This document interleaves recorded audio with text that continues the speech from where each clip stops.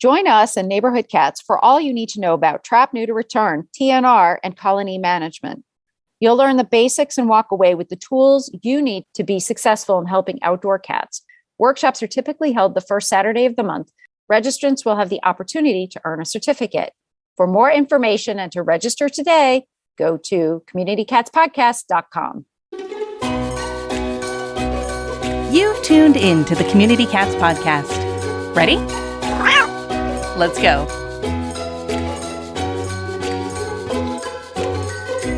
Welcome to the Community Cats Podcast. I am your host, Stacy LeBaron. I've been involved helping homeless cats for over 20 years with the Merrimack River Feline Rescue Society. The goal of this podcast is to expose you to amazing people who are improving the lives of cats. I hope these interviews will help you learn how you can turn your passion for cats into action. And today we're speaking with Dr. Mikel Delgado. Dr. Delgado is a certified applied animal behaviorist and certified cat behavior consultant who has been working with cats for over 20 years. She offers cat behavior consulting through her business, Feline Minds. She completed her PhD at the University of California, Berkeley, and was a postdoctoral researcher at the School of Veterinary Medicine at the University of California, Davis, where she researched the health and behavior of orphaned neonatal kittens and cats in multi-cat households. Mikel is co-author with Jackson Galaxy of the 2017 book, Total Cat Mojo, and is the author of the forthcoming book, Play with Your Cat. Mikel lives in Sacramento, California with her boyfriend, Scott, who happens to be a cat-loving CPA, and their 3 rescue cats, Coriander, Ruby, and Professor Scribbles. Welcome to the show, Mikel. Thanks so much, Stacy. So before we jump into finding out all about cat behavior and everything else, how did you become passionate about cats? Yeah, I think I was born passionate about cats. I was definitely pretty obsessed with cats when I was a kid. My mom was allergic, so it took years of begging for her to finally let me get my first cat, Kittums, who eventually moved to California with me, when I was an adult. But really, I was not thinking of cats as a career until pretty late in life, I guess you'd say, relatively speaking. I was working at a health food cooperative in human resources. I had, a desk job, and Kittums passed away. Actually, this was in 2000. And a friend of mine was volunteering at the local shelter, which was the San Francisco SPCA. And he was like, you should really start volunteering at the shelter, because he knew I was really missing Kittums, even though I still had another cat. But, he was kind of my heart cat. And so I was like, yeah, I'll volunteer at the shelter. And it was like the day I walked into the shelter, my life changed forever.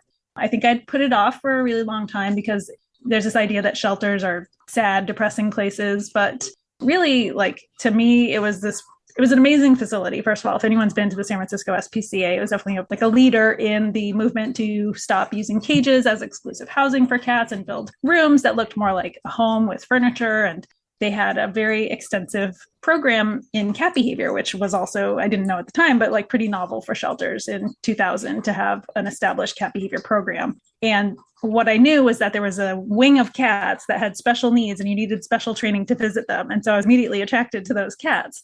So I was like, how do I work with those cats? So you had to get extra training. I basically started volunteering so much that when a job opened, they offered it to me. And I became an employee at the San Francisco SPCA in the cat behavior program. And that was it. I worked there for 8 years, left to go back to school and to start my consulting business, Feline Minds, with my business partner, Delara Perry, and have been doing consultation in the home and during the pandemic remotely since then. So really had a lot of opportunity to get insight into the behavior of lots and lots of cats, because in a shelter environment, you'll see thousands and thousands of cats, as you know, and also a lot of insights into the cat-human relationship and what people are doing in their homes with their cats, what they don't understand about their cats, what they need help with their cats. So that's been really what I've tried to dedicate my life and work to. Hopefully we're through the hard patch with regards to COVID. A lot of people were home. They were home with their pets. They were home with their cats. They also saw lots of cats in their backyard that they didn't know exist. From your side as a behaviorist, was there anything different in sort of our COVID era versus pre-COVID? Yeah, I mean, it's always hard to kind of parse out like what is, we know cats have, I think, kind of increased their place in our hearts, as in the past decade or so, right? There's been more social media attention, lots of memes and videos online. And that was happening pre-COVID, where we just saw a boom in interest in cats and people wanting to have cats as pets, maybe more men having cats as pets. We're like just seeing some of the demographic shift in pet ownership. But when COVID hit, I think most of us working in this field did see an increase in demand for services, so consultations for behavior problems, for exactly the reasons that you outlined. Like people were now at home all day with their cats. Maybe their cat was having some problems with that. I think cats enjoy their people and love us, but they also are very set in their routines, and having people home all the time suddenly, or having kids home from school all the time, huge change in routine. First of all, people are now working on the couch that maybe the cat wants to sit on all day normally. And so we're kind of invading their space. And also, like you mentioned, people were seeing things. Maybe their cat was interfering with their ability to get their work done because they were Zoom bombing. They were noticing things that they may not have noticed, like their cats. Oh, maybe our cats don't get along as well as we thought they did. Or, oh, there is a cat outside who's making my cats upset, and he only comes around at 10 a.m. when I was normally at work. So we did see a pretty huge shift in just people kind of, I think it was twofold. It was people observing more, but I think the stress of the pandemic also made it harder for people to cope with their cats' behavior issues that they'd maybe been not dealing with before the pandemic. So now their sleep is disrupted by their cat. It's much more troublesome for them because they're experiencing stress of isolation, uncertainty, maybe being sick, family members are sick. So I think there was just a lot going on. Like everyone's in this very emotionally charged state, at the start of the pandemic. And I think it's gotten better for sure. But at the start of the pandemic, I think people were really like, a lot of us were not in the best headspace. A lot of energy, and a wrong kind of energy for the house to have, especially considering we were sort of bubbled in a space. And so we had to share energy, and it may have been received in different ways. I mean, certainly just an example, not from the past couple of years, but when my daughter was born, who's now 26 years old, my cats got pretty stressed out by that. And one of my cats pulled all the fur off of her stomach from the stress between that. And of course, at that point in time, I had a lot of different cats coming in and out, and I was fostering at that time too. So, there's a variety of different issues going on. And so those kinds of things I would think maybe also became apparent, where cats were pulling out their fur and that type of stuff, and more stressful issues around the litter box and clawing on things. And, I've put stuff down on the cat tree because I don't know where to put it down. And then that cat tree is really where the cat's supposed to be. Yes. And then the cat pees on it because they're mad because the stuff is there. I mean, I can just take this story and just wrap it around in many different ways. For folks that do have cats, as a behaviorist, what would be your top 3 tips that people can do to try and keep a happy household? Oh, that's a great question. 3. Okay. I'm going to try and narrow it down. One is really resources. So making sure that the space is set up for the cats you have. So whether that's the number of cats you have or the life stages that they're at, as far as what they need, kittens need lots of playtime and lots of things to climb. Adult cats need that too. So you don't want to neglect the needs of your adult or senior cats, but your senior cat might appreciate a heated bed a lot more than a kitten does, right? So really thinking about the space. How many cats do you have? Well, you need to have at least that many litter boxes, ideally plus an extra. How many cats do you have? You need that many feeding stations. How many cats do you have? You need that many cat trees and scratching posts. So a lot of people want to have a lot of cats, but then they say they don't want to look like they live with a lot of cats. And to me, that ship has sailed. Like, you have to embrace that you live with cats and make sure that they feel like they live in your home too, and kind of seeing it from their perspective, like what's important to cats. Their litter box is very important. Their scratching post is very important. Their bedding and having safe places that they feel comfortable in, very important. So number 1 is the resources. Number 2 is, I think, being respectful of how they like being handled, and making sure that we are letting them have some choice in our interactions. So we want to pet our cats a lot, and we want to pet them all over. And we know there's plenty of research showing that cats have preferred areas that they like to be touched and areas they really don't like to be touched as a population. Now, of course, your own individual cat may be different, but most cats, head neck up is a very safe place to pet them. Anything below the neck is iffy, and the base of the tail is actually, there's been 2 studies that have shown that is cats' least favorite place to be touched. So when you're handling a cat, make sure you're watching their body language, make sure they're enjoying it. If your cat's constantly like walking away while you're petting them, they're trying to tell you you're doing something that I don't particularly like. And it can be hard. I mean, I see a lot of people, and I'm going to admit, I do it occasionally myself where I want to pet my cat. And then I'm like, oh yeah, she's done. I have to stop. Like, I would like to keep going, but my cat's made it clear that she does not want more petting. So we have to just kind of respect that their wants and needs, because, there's also research showing that when you overhandle cats or when you're too forward with them, that's actually a turn off for them. Like there's a reason that cats are attracted to people who are allergic to cats, right? And that's because they're usually very hands off and let the cat approach them and kind of dictate the pace of the handling. And then my third top tip is about mental stimulation and enrichment, making sure that we are providing plenty of both mental challenges like food puzzles and solo toys to play with, but also other forms of exercise. So that would be interactive playtime, maybe a catio, or if your cat's open to it, like harness walking or walks in a stroller, so they get some safe outdoor time where they can enjoy the fresh air and the sun, but not be free roaming, which I don't recommend. Just there's lots of dangers in letting your cats roam freely, both to your cat and to other wildlife and maybe your neighbor's garden. So I do recommend people keep their cats indoors, but I do think that cats enjoy outdoor time. So if you can provide your cat with safe outdoor time, that's a great way to provide them with some mental stimulation. But, something as simple as playing with your cat with a feather wand a couple times a day for 5 minutes is a huge benefit to them in their physical and mental health. So really trying to get them exercise, not just letting them sleep all day and be a couch potato. Some folks, we've talked about this a bit on the show, that there's really a shortage of veterinarians going across the country at this point in time. Yep. Are you finding that some of the situations that folks might be dealing with, they might have a hard time getting to the veterinarian? Oftentimes a behaviorist will say, well, you need to get the cat checked out by a vet first and make sure. And it's like, well, I can't get an appointment for 6 months, or I don't have a current veterinarian. Nobody's taking new clients. How are you handling that situation? Yeah, it really depends. There are cases that I will not take if I believe there's a medical component or a medical component has not been ruled out. And that is because in some cases, giving someone behavior advice when there's a medical problem is going to be counterproductive because the cat needs the medical issue addressed. There are cases where it's like, well, I can give you some suggestions to manage the situation until you can see a vet, but I really want to see that there's movement forward on the vet visit, not just like trying to replace medical care, because I'm not qualified to give medical advice.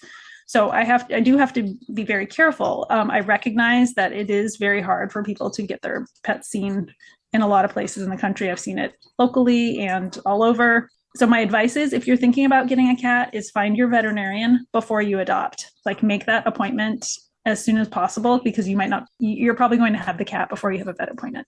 You need to have a relationship with a veterinarian. Once you have that relationship, it's much easier to get an appointment on short notice. I can get my cats into the vet if something's going on. My veterinarian's pretty flexible for established patients. It is something that we have to think about in the long term, because we know that they've modeled that we're going to run out of veterinary care. There's not going to be enough care for pets. And some of us are going to have to make decisions about whether or not we can sustain the number that we would like if there's not veterinary care available for them. And I'm very glad right now that I don't have a chronically ill or critical pet, because I know how stressful it can be when you can't get them seen right away.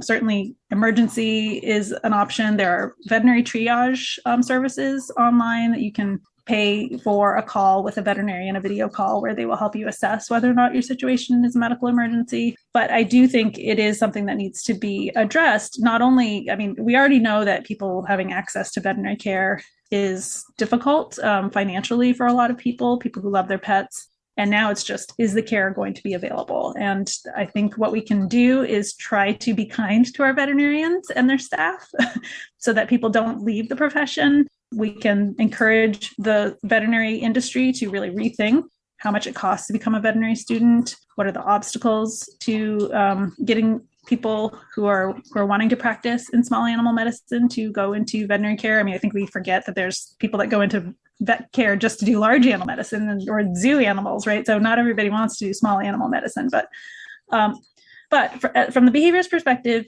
yeah, if your cat is urinating outside the litter box, there's blood, there's like clear signs of distress, I can't ethically take that on as a behavior case. Like, I can't help you. Maybe you have to go to the emergency vet to get immediate care. But there are situations where, like, really severe unpredictable aggression. Usually I'm going to, just say, I'm sorry, I can't help everybody who wants my services anyway. There's not enough of me to go around. So we need more behavior professionals. We need more veterinary professionals. There's lots of room for growth in the field. I hope that we can just encourage more people to go into the field.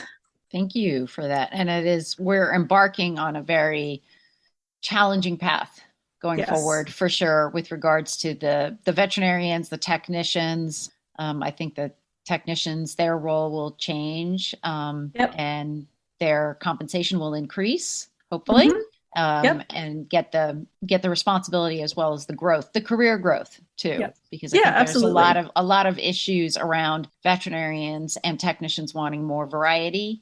And so being able to have a little bit more flexibility and freedom within the practice may help also with the culture and keep more folks in the field rather than leaving. My understanding is there's some technicians that leave to go into nursing just because the pay is so much greater over there. Yeah. And we should, as consumers, expect to pay more for that care. And I think, as I always feel grateful that I've never had to make a choice between paying for my pet's care and my rent or mortgage, right? Like, I think I feel very privileged in that respect. And I know that's not possible for everyone. And so this is a good opportunity to shout out. Like, I know there's lots of great projects coming up, but I've been helping with some of the promotion of the Flabush Cats clinic that they're working on. And so that's going to be a low-cost community clinic that will provide veterinary care and TNR. So I think anything we can do also to support accessible care where the veterinarians still get the money that they deserve for their very specialized knowledge, and people are treated well in their work environment.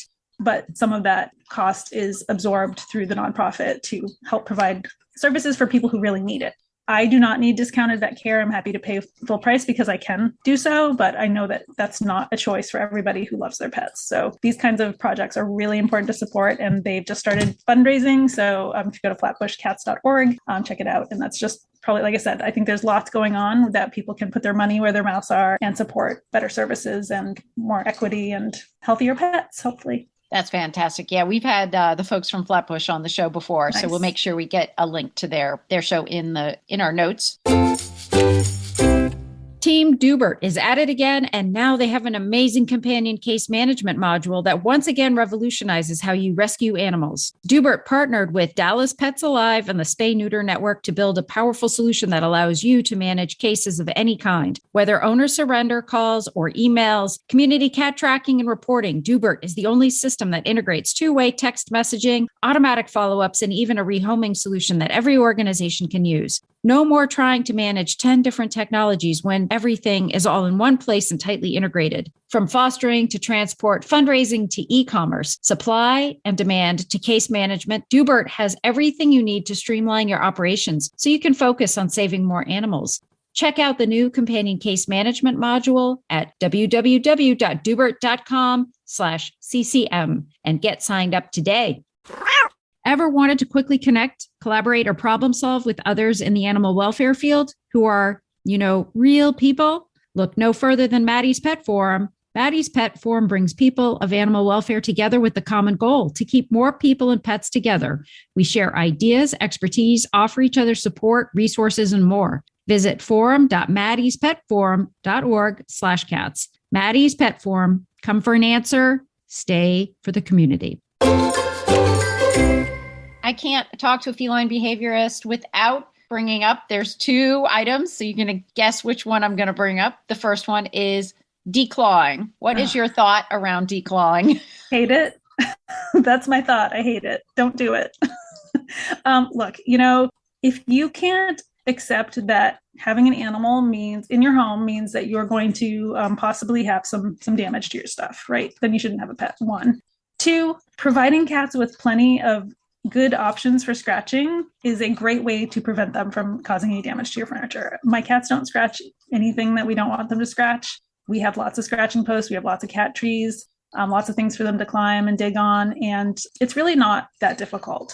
Declawing has been shown scientifically now. There's been a really great study looking at x-rays and the behaviors. They did physical exams on these cats. Huge percentage of them experience what's called bony regrowth, where the amputation site, are just like our fingernails continue to grow. Cats' claws are not just tissue that you just cut off and it doesn't stop growing. And so a lot of cats do experience bony regrowth, and it's like a shoe in the pebble kind of sensation. So a lot of declawed cats experience chronic lifelong pain. Declawing also changes how they stand and walk. It changes their conformation, and that leads to arthritis. Declawed cats have more behavior problems. There's no benefit to the cat. So please do not declaw your cat. That's all I can say.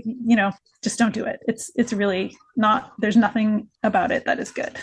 So I seem to also be in a realm of threes. And so This topic deserves at least 3 points. So 3 points for success with regards to litter boxes. Okay.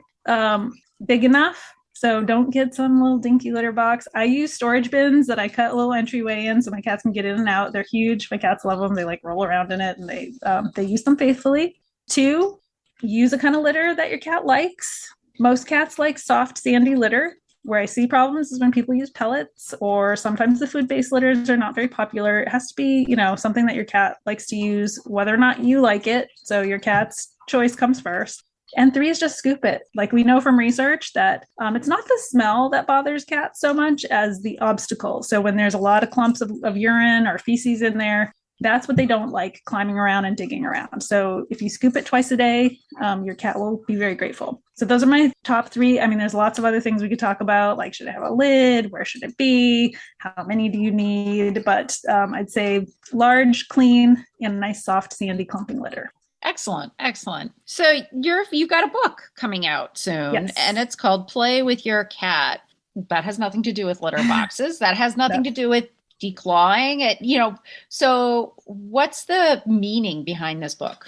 Yeah. So I've had a book agent for a while, and she's been kind of, bugging me to write a cat book. And I didn't want to write another like how to fix all your cat's behavior problem books. Because nothing wrong with those books, but there's quite a few of them now about like how to have a happy cat and like, kind of the basics, like litter box and setting up everything. And play has always been kind of my passion topic. Like I just see so many of my clients will be like, oh, my cat doesn't play. And then I'd be like, step aside and let me show you. And then I would get their cat to play, and they would see this whole new side of their cat. And the reason play is so important is, 1, it's allowing our cats to express a natural behavior, which is really basically transferring their natural predatory behavior onto a toy instead of a mouse or a bird. We know that hunting is innate for cats. It's everything in their body has evolved to be a very efficient predator. And when we brought them inside, we put their food in a bowl, and we basically took their opportunity to work away, right? We took their job from them, which is to hunt. And so play is really the way we can tap into that hunting behavior and instinct.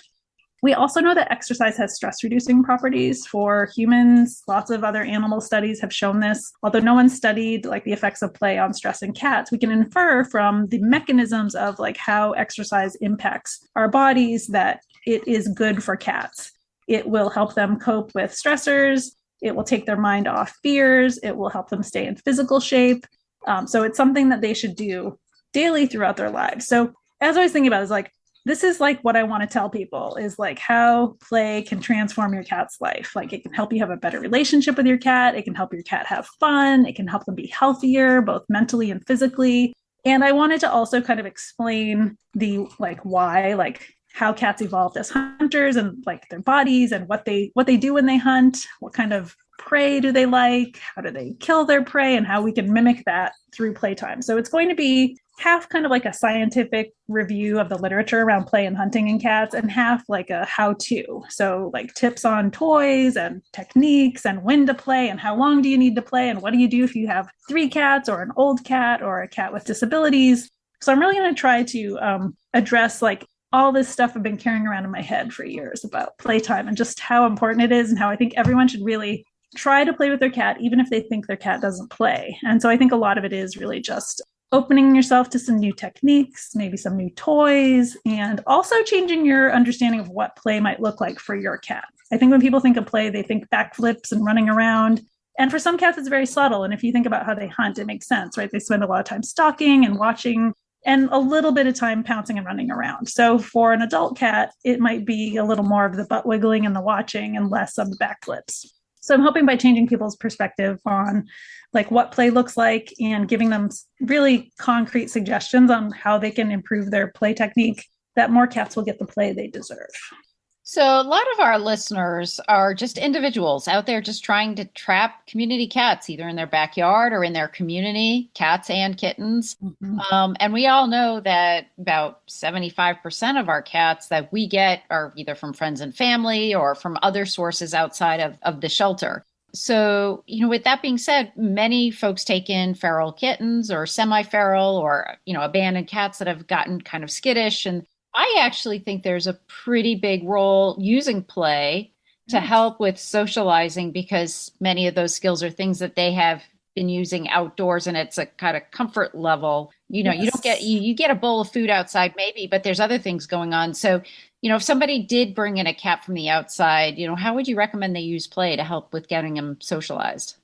Yeah, it's a great point. And one of the things I love about play is that we usually use an interactive toy that has a long stick and a long string and a lure at the end, right? And so that automatically creates some safe distance between us and a cat. So if they are nervous around people, you can still interact with them from a distance without touching them, right? And so for a lot of cats, they're going to have this like safety bubble, where as long as you stay outside the safety bubble, they're not going to run away or hide. But if you get too close, they're going to run and hide. So we can use play to interact with them from a distance. We can use it to help them forget that they're afraid of us, because we're basically doing desensitization and counter conditioning, where we're gradually getting closer to them. But we're also like having a positive experience. So I think playing with kittens or shy cats or under-socialized cats can really tap into a natural behavior. And so I think allowing them to express that, it does help them feel more comfortable, and they're moving. I think that's one thing that like scared cats get very frozen and kind of unflexible. Like they kind of have two modes, right? Like running away or hiding. And so playing does allow them to show a little more behavioral flexibility. They can kind of forget we're there. I think the important thing is to not overwhelm them with a giant toy with like lots of bells and whistles necessarily, but like maybe a small like shoelace or a cat dancer, something kind of quiet, and move it slowly so it's not threatening. Like I always encourage people to think about like what would a mouse or a bird do if they thought a cat was watching them, right? They'd probably be pretty frozen and they'd like kind of try to sneak away slowly, but you don't want to necessarily use those big movements. But it is it is something I'm going to have a section in the book about playing with fearful cats and using play as therapy for fearful cats. I mean, there's lots of reasons that cats can be fearful of people, whether it's their personality or lack of exposure to people. But I think even some of the, most scared cats I saw in the shelter would eventually come around and at least bat at a toy. And that was always like a huge sign of progress. So I definitely encourage people to play with their cats that they're rehabbing. Excellent. Michael, if folks are interested in finding out more about the research that you've done, the books that you've written, how would they find you? Yeah, you can find me at mikeldelgado.com. That's like kind of my all-purpose website. And from there, you can get to, I do a blog about cat behavior as well, where I review scientific literature, new studies about cats, and try to translate it so it's easy to understand what happened and what the results were. I'm online. I'm on Twitter and Instagram. So all of that stuff you can find if you go to my website, and you can get in touch with me if you have any questions. But yeah, my book will be coming out later this year, and I'm really excited to bring that topic to the world, and always just happy to help people better understand their cats. Excellent. Any last thoughts for our listeners before we close out? Just, cats are amazing, but they're not tiny humans. So always respect your cat for who they are, which is a cat first. Excellent. Well, thank you again for agreeing to be a guest on my show, and I hope we'll have you on again in the future. I hope so too. Thanks for having me. That's it for this week. Please head over to Apple Podcasts and leave a review. We love to hear what you think, and a 5-star review really helps others find the show. You can also join the conversation with listeners, cat caretakers, and me on Facebook and Instagram. And don't forget to hit follow or subscribe on Spotify, Apple Podcasts, Google Podcasts, YouTube, Stitcher, or wherever you listen to podcasts so you don't miss a single show. Thanks for listening, and thank you for everything that you do to help create a safe and healthy world for cats.